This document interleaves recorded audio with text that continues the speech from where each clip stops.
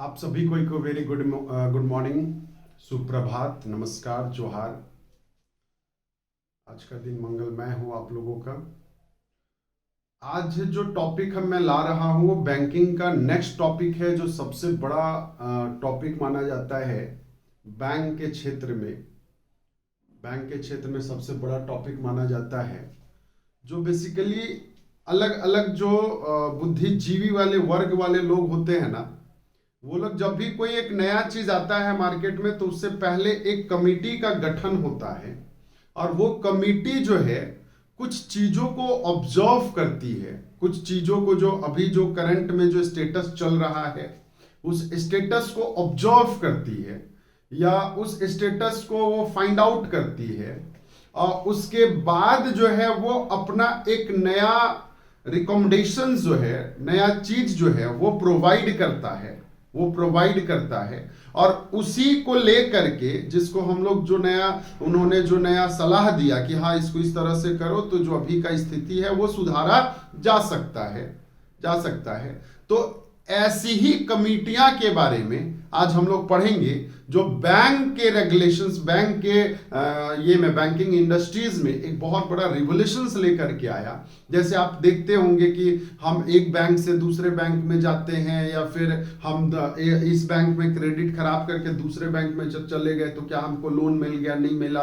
तो ये सारी कमिटियां जो गठन होती है ना, वो सारी कमिटियां जो है अपना रिकमेंडेशन जो है आपको सजेस्ट करती है, ठीक है ना, वो सजेस्ट करती है, और उसको लेकर के हम लोग आगे का प्रोसीडिंग काम को बढ़ाते हैं। आई बात समझ में? तो आप सभी को का डॉक्टर अमित कुमार के यूट्यूब में चैनल में आपका स्वागत है। जो विद्यार्थी अभी तक चैनल को सब्सक्राइब नहीं कर रखे हैं वो चैनल को सब्सक्राइब कर लीजिए, लाइक कर लीजिए। और अगर आप नए विद्यार्थी हैं पीजीटी, रेवेन्यू इंस्पेक्टर और सीनियर ऑडिटर के, तो आपके लिए टेस्ट सीरीज जो है स्टार्ट हो चुका है। टेस्ट सीरीज को ज्वाइन करने के लिए नीचे दिए गए लिंक में आप क्लिक करेंगे। चलिए, तो फिलहाल जो है मैं बातें करता हूं यहां पे बैंक फाइनेंस को लेकर के कमिटी रिपोर्ट के बारे में, है ना। तो बैंक फाइनेंस में ऐसे तो बहुत सारी कमिटियां आते रहती है, बहुत सारी कमिटियां जाते रहती है, लेकिन हम लोग बैंक फाइनेंस में 5 विशेष कमिटी के बारे में पढ़ेंगे। ऐसे पढ़ना अगर नियमतः हम अकॉर्डिंग टू सिलेबस देखें तो सिलेबस में सिर्फ टंडन कमेटी के बारे में जिक्र किया है और छोरे कमेटी के बारे में जिक्र करा है। तो बस ये 2 कमेटी के बारे में जिक्र करा है, लेकिन मैं 5 कमेटी के बारे में भी डिस्कस करूंगा।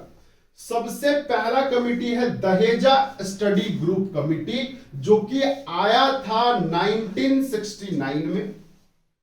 दूसरा कमेटी है आपका टंडन स्टडी ग्रुप कमेटी, जो कि आया था आपका 1975 में।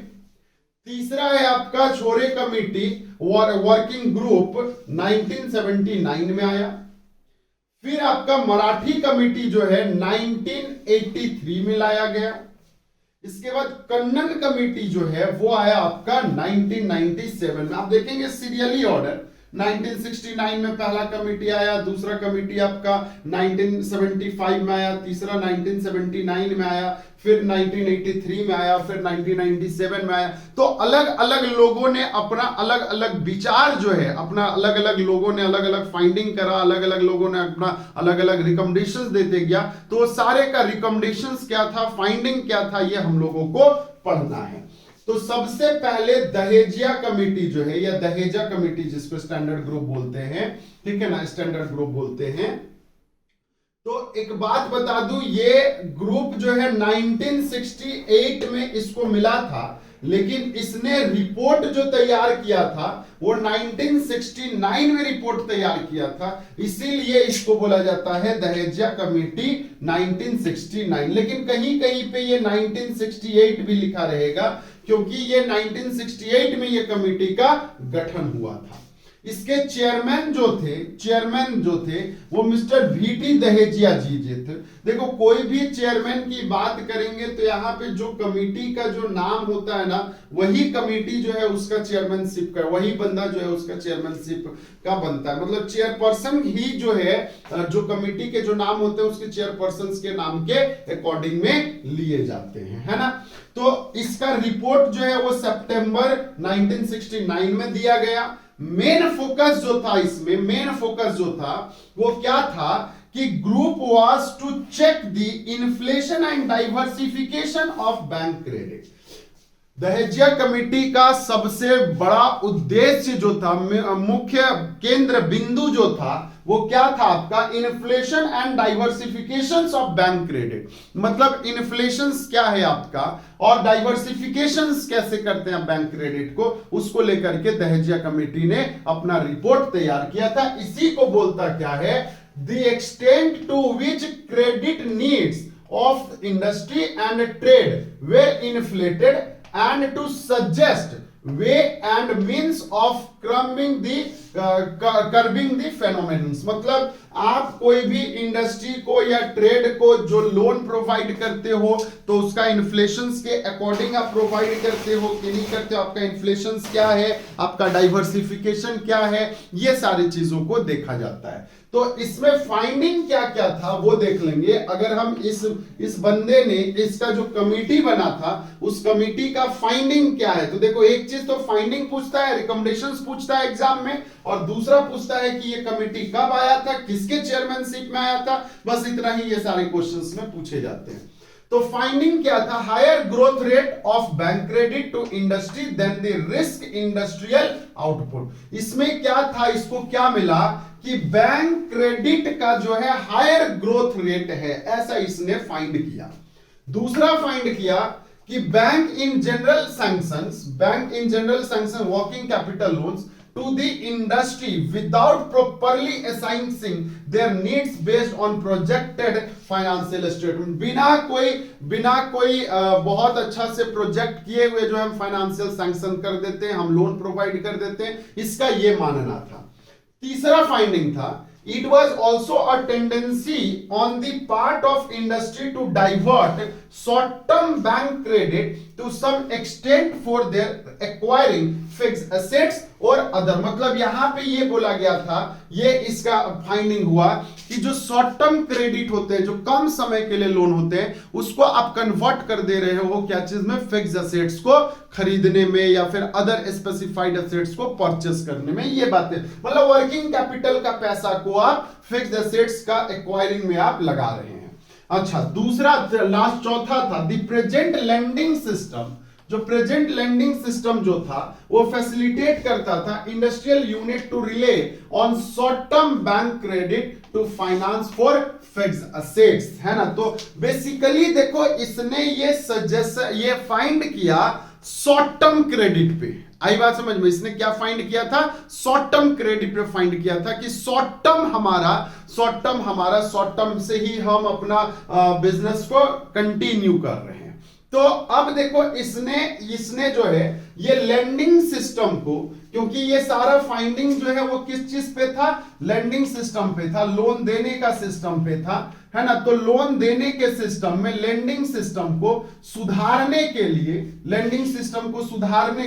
इसने कुछ रिकमेंडेशंस दिया। 2 रिकमेंडेशंस यहां है, आगे के रिकमेंडेशंस आपको मिलेगा। तो पहला रिकमेंडेशंस दिया, पहला जो सुझाव दिया इन्होंने कि the firm should show their current and forecasted financial situations by cash flow analysis. आप जो है अगर किसी को बैंक क्रेडिट देते हो तो उसका जो current and forecasted financial situation है उसको आप कैसे ऑब्जर्व करो, कैश फ्लो एनालिसिस से ऑब्जर्व करो। और कैश फ्लो एनालिसिस आपको पता है अकाउंटिंग स्टैंडर्ड 3 का रूल है, ठीक ना। कैश फ्लो का इनफ्लो एंड आउटफ्लो की बातें करता है, तो उससे आप इसको ऑब्जर्व करो। तीसरा बात बोलता है टू प्रिवेंट द डबल और multi financing, it was suggested multi financing और डबल फाइनेंसिंग को लेकर के, जैसे एक ही बैंक में बार बार आप लोन ले रहे हो या फिर ये कर रहे हो, तो इसको प्रिवेंट करने के लिए it was suggested that firm should be restrict there credit from one bank only. इसने रेस्ट्रिक्ट किया कि क्रेडिट सिर्फ एक ही बैंक से मत करो। अगर आपको जरूरत है और बड़ा पैसे का रिक्वायरमेंट है तो आप क्या करिए, अलग अलग बैंक को यूज करिए। जैसे यहां पे साफ साफ बोला, ठीक ना, कि एक ही बैंक से in case their credit requirement are large. अगर क्रेडिट रिक्वायरमेंट आपका लार्ज है, बड़ा है, तो which can not met by one bank, जो एक बैंक से पॉसिबल नहीं है उसको मेट करना, तो इट वाज रिकमेंडेड, इसने सजेस्ट किया to adopt a consortium arrangement. Consortium arrangement मतलब क्या कि आप और भी दूसरे तरीके से उसको फंड को आप जुगाड़ कर सकते हैं, सिर्फ एक ही बैंक पे निर्भर मत रहिए। तो इसका जो है ऐसे भी पूछ सकता है, एक साइड में ग्रुप दे देगा दहेजा स्टडी ग्रुप और दूसरे साइड में ऑप्शन कॉलम बी में दे देगा कंसोर्टियम अरेंजमेंट। तो कंसोर्टियम अरेंजमेंट जो है या कंसोर्टियम अरेंजमेंट जो है किन्होंने दिया, तो दहेजिया ग्रुप ने दिया। आई बात समझ में? तो यहां से मैंने 5-6 क्वेश्चन राइज कर दिया। पहला कि दहेजिया ग्रुप के चेयरमैन कौन थे, दूसरा दहेजिया ग्रुप का रिपोर्ट कब तैयार किया गया, तीसरा दहेजिया ग्रुप मेन फोकस क्या चीज पे किया था, inflation and diversification of bank credit. अच्छा, इसका फाइंडिंग किस पर था, फाइंडिंग शॉर्ट टर्म पे था। अच्छा, इसने क्या किया था कि शॉर्ट टर्म को जो है आपका सुधारने के लिए कैश फ्लो एनालिसिस दिया। दूसरा जो सजेशन दिया वो कंसोर्टियम अरेंजमेंट का सजेशन दिया। तो ये सारे आपके एमसीक्यू के पार्ट हैं। आई बात समझ में? चलिए इसको नोट डाउन करेंगे, मैं इसके आगे कंटिन्यू आपको कराने वाला हूं।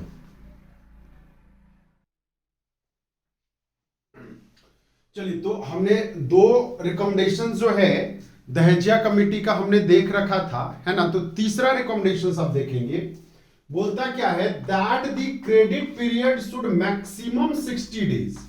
क्रेडिट का जो पीरियड होगा, उधार देने का जो पीरियड होगा, वो मैक्सिमम कितने दिनों का होगा, 60 दिन का होगा।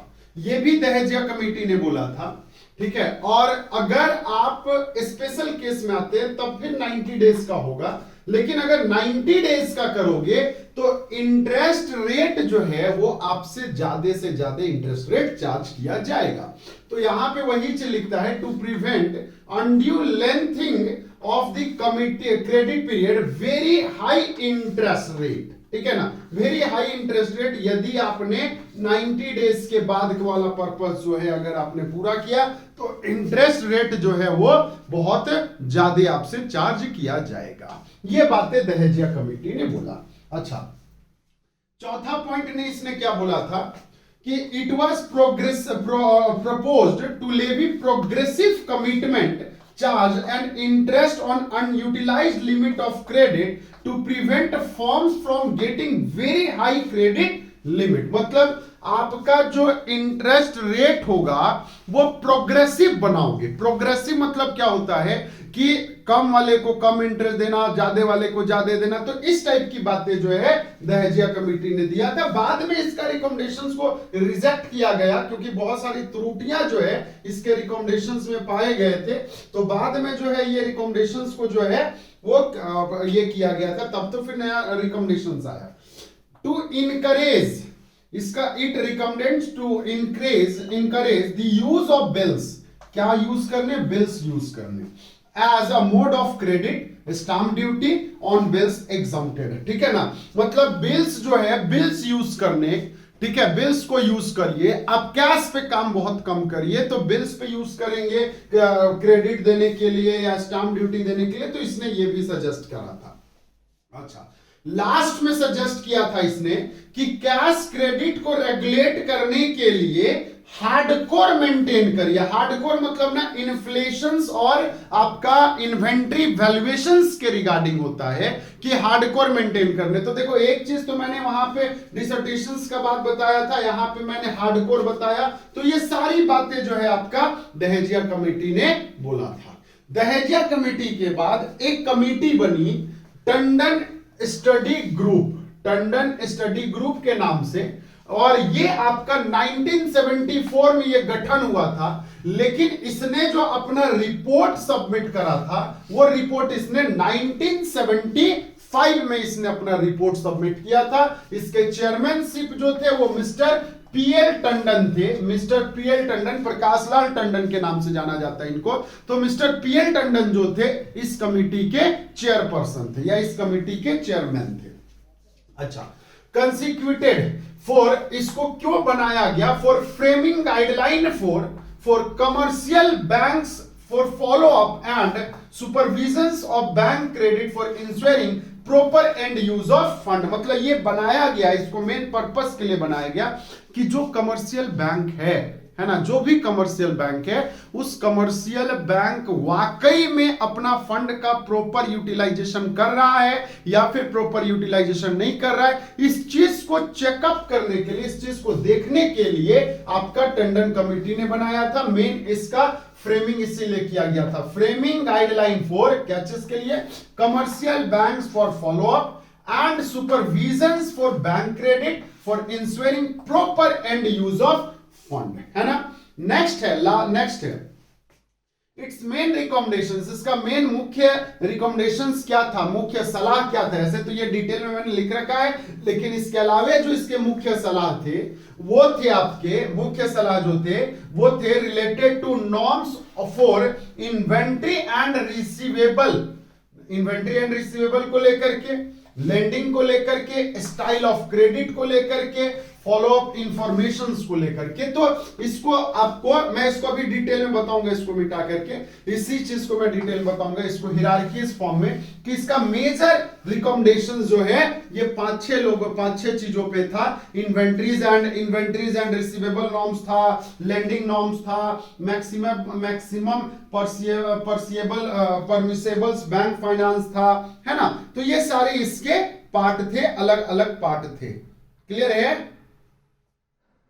चलिए अब मेरे को एक बात बताना, इसके आगे इसका रिकमेंडेशंस भी था टंडन कमेटी का। रिकमेंडेशंस क्या था? पहला रिकमेंडेशन था assessment of need based credit on the borrowers on a rational basis, मतलब रेशनल बेसिस बोले तो उसका जजमेंटल पावर क्या है उसको लेकर के था, है ना। On the basis of their business plan, उसका बिजनेस प्लान को लेकर के उसका जजमेंटल क्या है, स्कोप क्या था, ये चीज को देखना हम लोगों का इस टंडन कमेटी का रिकमेंडेशन था। दूसरा रिकमेंडेशन था bank credit would only be supplementary, bank credit जो है वो सिर्फ और सिर्फ एक सप्लीमेंट्री है बोरोवर्स का रिसोर्सेस के लिए, ये मानना था। मतलब बोरोवर्स का रिसोर्सेज जो है, मतलब बोरोवर्स मतलब क्या, लेंडर्स, बोरोवर्स मतलब जो पैसा लेता है, लेंडर मतलब जो देता है ना, तो लेंडर का ऑपोजिट बोरोवर्स। तो बोरोवर्स मतलब जो रिसीवर है, लोन रिसीवर है। बैंक क्रेडिट बस उसका एक सप्लीमेंट्री है एंड नॉट रिप्लेस देम, जिसको हम रिप्लेस नहीं कर सकते हैं। That is bank would not finance, इसका कहने का मतलब यह नहीं होता है कि बैंक जो है वो पूरा का पूरा 100% वर्किंग कैपिटल फाइनेंस करे, ये नहीं है। इसने बोला था कि बैंक जो है आपको फाइनेंस करेगा, बैंक जो है आपको फाइनेंस करेगा। इसी में हम लोग पढ़ेंगे MPBF, maximum permissible bank finance. तो मैक्सिमम बैंक परमिसेबल फाइनेंस जो है हम लोग पढ़ेंगे कि यहां पे बोला गया था 75% ऑफ क्या चीज, वर्किंग कैपिटल। तो वर्किंग कैपिटल का 75% जो है वो बैंक फाइनेंस करता है, मैक्सिमम उससे ज्यादा फाइनेंस नहीं करता है। ये इसका एक बहुत बड़ा रिकमेंडेशन था टंडन कमेटी का। नेक्स्ट था आपका bank would ensure proper and use of bank credit by keeping a closer watch on the borrowers business and impose financial discipline on them, है ना। मतलब बैंक जो है वो प्रॉपर यूज करेगा, प्रॉपर वॉच करेगा, देखेगा प्रॉपर कि ये सही से कार्य अपना कर रहा है कि नहीं, फंड का पूरा यूटिलाइजेशन कर रहा है कि नहीं। तो ये आपका एक बहुत बड़ा पॉइंट है, मैक्सिमम परमिशिएबल बैंकिंग फाइनेंस, MPBF। मैं अभी इसको डिटेल करूंगा, चलिए इसको नोट डाउन करेंगे। मैं समय देता हूं आप लोगों को, है ना, ताकि आप इसको नोट डाउन कर सके।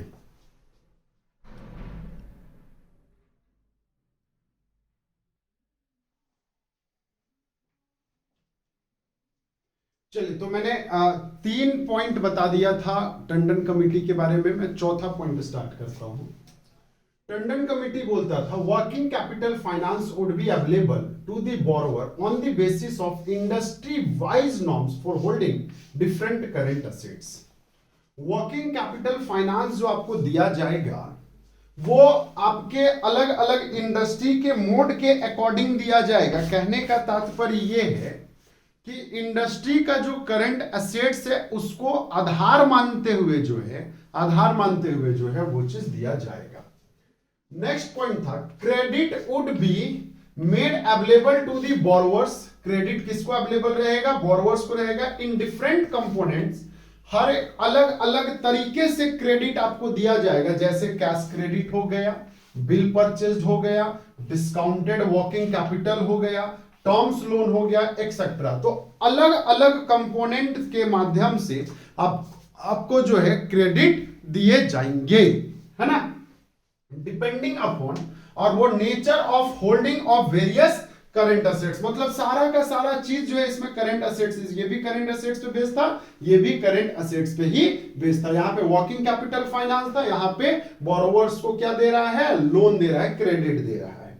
नेक्स्ट है the order to facilitate a close watch under the operations of borrowers। मतलब यहाँ पे सीधा सा बात है, जो borrowers को है उसको निगरानी जो है अच्छे से रखो, है ना, निगरानी नहीं रखोगे तो बाद में बड़ा समस्या होगा। तो ये सब चीज जो है टंडन कमेटी का मानना था। इसके अलावे कुछ अदर रिकमेंडेशंस भी थे टंडन कमेटी के। जैसे टंडन कमेटी ने बोला था कि जो स्टाम्प ड्यूटी ऑन बिल्स, जो बिल्स पे जो स्टाम्प ड्यूटी लगता है उसको रिमूव करिए, ठीक ना। जो आपका इससे पहले कौन सी कमेटी बताया मैंने? टंडन कमेटी से पहले मैंने दहेजिया कमेटी बताया। तो दहेजिया कमेटी में जो स्टाम्प बिल के बारे में बात करा था कि ठीक है स्टाम्प बिल पे डालो, लेकिन इसने एक रिकमेंडेशन ये डाल दिया, ठीक है स्टाम्प ड्यूटी बढ़िया चीज है, लेकिन आप उस पे जो बिल पे जो स्टाम्प ड्यूटी लगता है उस स्टाम्प ड्यूटी को आप क्या करो? खत्म करो, ताकि लोग जो है बिल से फाइनेंस जो है वो ज्यादा करे, उसको प्रमोट करने के लिए। Bank should follow the credit procedures very strictly eight their level, on level, ठीक है ना।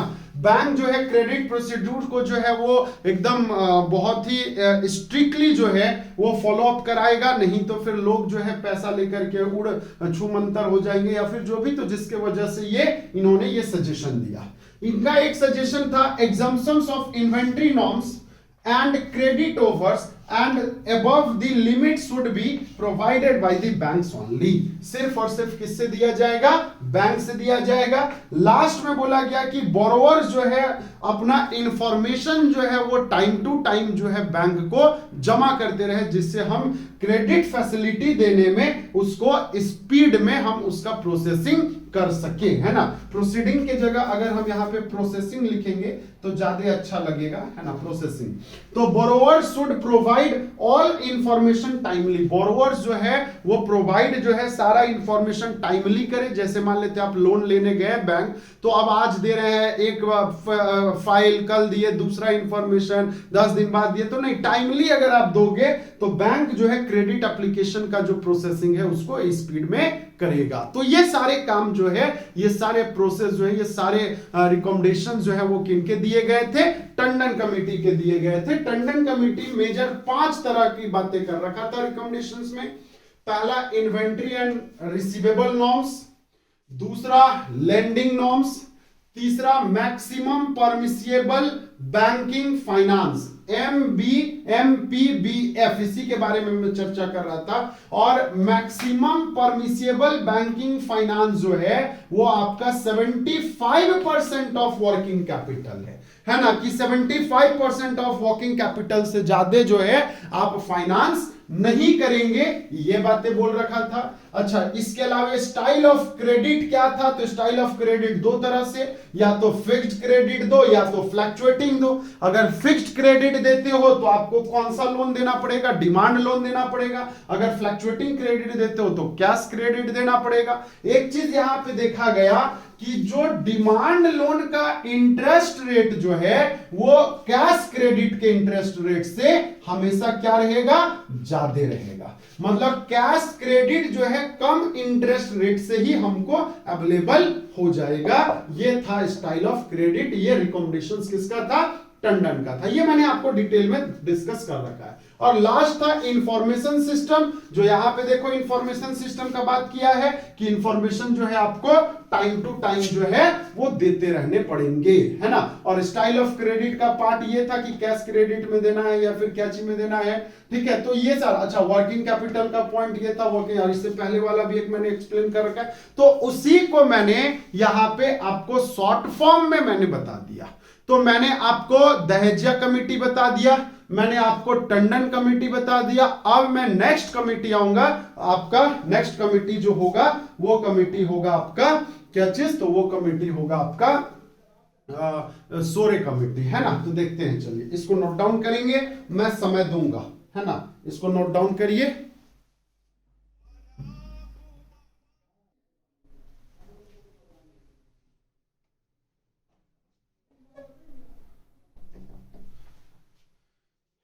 चलिए, तो टंडन कमेटी हमने कंप्लीट कर दिया है।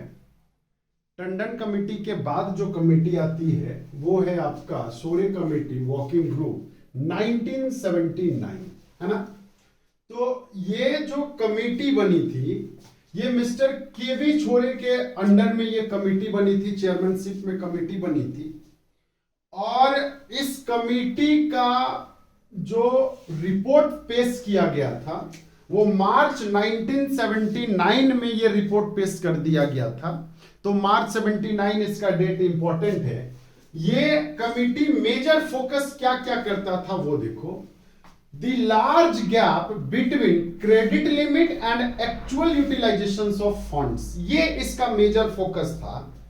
कि मेजर फोकस ये था इसका साफ साफ कि आपका जो क्रेडिट लिमिट है और जो एक्चुअल यूटिलाइजेशन ऑफ फंड है, ये दोनों जो है दोनों के बीच में एक लार्ज गैप है, ऐसा इनका मानना था, ऐसा इनका रिव्यू था।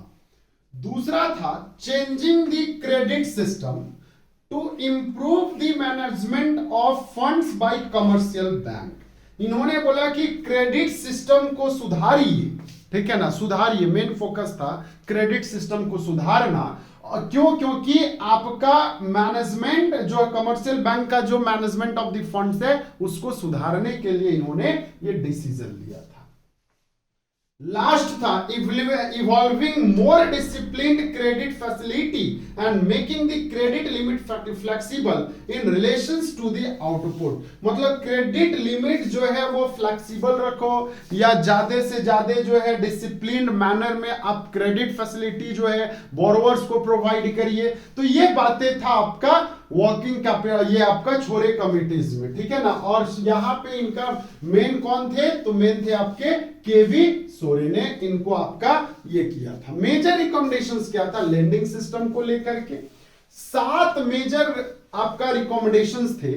Lending system, withdrawal of bifurcations of credit limit, separate limit for peak and non peak level. Directly पूछता है peak and non peak level किसका दिया हुआ है, तो peak and non peak level जो है वो छोरे कमेटी ने दिया था। ये डायरेक्टली क्वेश्चन पूछता है, एकदम straight forward. Encouraging for bill finance, bill finance को इनकरेज करना, ये टंडन का भी रिकमेंडेशन था, इसका भी रिकमेंडेशन था। एडहॉक एंड टेम्पररी बिल्स एक नया था इसका, कि बिल लाओ, एक एडहॉक और टेम्पररी बिल लेकर के आओ। Indicating quarterly credit requirement, quarterly credit requirement अगर आपको जरूरत है तो क्वार्टरली लाइए आप। Increasing borrowers contributions for working capital, borrower contribution Tandon committee में बोला क्या गया था कि भैया ऐसा है कि 75% लोन देगा, बैंक देगा, आपका कंट्रीब्यूशन कितना है 25%। तो छोरे कमेटी ने बोला कि आप जो है ये 25% को रेस करो, इसको आप बढ़ाओ, है ना। तो ये भी इसका एक रिकमेंडेशंस का पार्ट था। तो चलिए आइए देखते हैं पहला recommendations, lending system. Lending system में क्या है, the use of loan and bill should more as compare to cash credit. Lending system में बोला कि कैश क्रेडिट से ज्यादा बढ़िया है कि आप ना इसको लोन दीजिए या तो बिल दीजिए, है ना, कैश क्रेडिट मत दीजिए। ये छोरे कमेटी ने बोला। ठीक है, तो लेंडिंग सिस्टम में क्या बोला कि आप कैश क्रेडिट को कम कर दीजिए, कैश क्रेडिट ज्यादा मत दीजिए। आप अगर आपके पास कोई पैसा मांगने आता है, कोई लोन मांगने आता है, तो आप उसको क्या दीजिए, लोन दीजिए या बिल्स दीजिए, है ना, आप उसको कैश क्रेडिट मत दीजिए। दूसरा था withdrawal of bifurcations of credit limit, to remove the bifurcated credit limit within overall credit limit and the differential interest rate thereon। Credit जो बाइफर्केशंस करना, विथड्रॉल करना, मतलब आप अगर क्रेडिट लिमिट देते हैं किसी को, अगर पैसा आप देते हैं किसी को, तो जैसे 10 लाख लोन दिया तो 10 का 10 लाख ना एक ही बार उसको उठाने मत दो। जैसे अगर केसीसी किसान क्रेडिट कार्ड में अगर आपको लिमिट जो है 10 लाख का मिला, तो पहला साल 2 लाख उठाओ, दूसरा साल 3 लाख उठाओ, चौथे साल 4 लाख उठाओ। ये बातें किसने करा, ये बातें छोरे कमेटी ने दिया, जो आज भी रिकमेंडेशंस है। क्योंकि अगर आपने क्रेडिट लिमिट तो दे दिया, उसके असेट्स एंड लायबिलिटीज को देख करके आपने क्रेडिट तो प्रोवाइड कर दिया, लेकिन जैसे क्रेडिट आपने प्रोवाइड किया वो ना अगर सारा पैसा उसको एकाएक मिल जाए तो वो हो सकता है मिस यूटिलाइजेशन ऑफ फंड कर दे। तो जिसके वजह से उसने क्या बोला कि क्रेडिट को लिमिट को विथड्रॉल करो बाइफर्केशंस करके, एक ही बार मत दो, आप उसको पार्ट बाय पार्ट में बोरोवर्स को दो, ताकि उसका यूटिलाइजेशन जो है वो प्रॉपर होगा, है ना, मैनेजमेंट जो है फंड का वो प्रॉपर होगा। नेक्स्ट था separate limits for peak and non-peak level to propose of the borrowers having working capital of rupees। इसने क्या बोला कि वर्किंग कैपिटल जो है आप कम से कम 10 लाख या उससे ज्यादा रखो। ठीक है, उससे ज्यादा रखो। अगर बड़े बड़े बिजनेसमैन के लिए इन्होंने बोला ये बातें। अच्छा, दूसरा बात यहां पे साफ साफ इन्होंने बोला कि पीक लेवल का लिमिट अलग है, नॉन पीक लेवल में लिमिट अलग हो जाएंगे। मतलब जब आपका व्यवसाय चलेगा और व्यवसाय एकदम टॉप पीरियड में है, ठीक ना, तो उस टाइम का लिमिट जो है बदल जाएगा और ऐसे नॉर्मल टाइम का लिमिट जो है वो बदल जाएगा। Encouraging finance, encouraging bill finance में loan taken against book debts and at least 50% of the cash credit limit for inventory should be converted into bill. इन्होंने क्या बोला कि यदि आप लोन जो है बुक डेब्ट्स पे लेते हैं, लोन जो है यदि आप बुक डेब्ट्स पे लेते हैं तो उसका कितना 50% ही आप ले पाएंगे और उसको बाद में फिर आप कन्वर्ट कर देना क्या चीज में, बिल में। तो इसने इनकरेज किया था बिल को कि बिल सिस्टम को कन्वर्ट, मतलब जो लोन है उसको हम बिल में कन्वर्ट कर सकते हैं, है ना। एडॉक और टेम्पोररी बिल लेकर के आया था। अगर in case of borrowers require fund more than the credit limit, credit limit से ज्यादा अगर बोरोवर्स को लोन चाहिए तो दे शुड पे।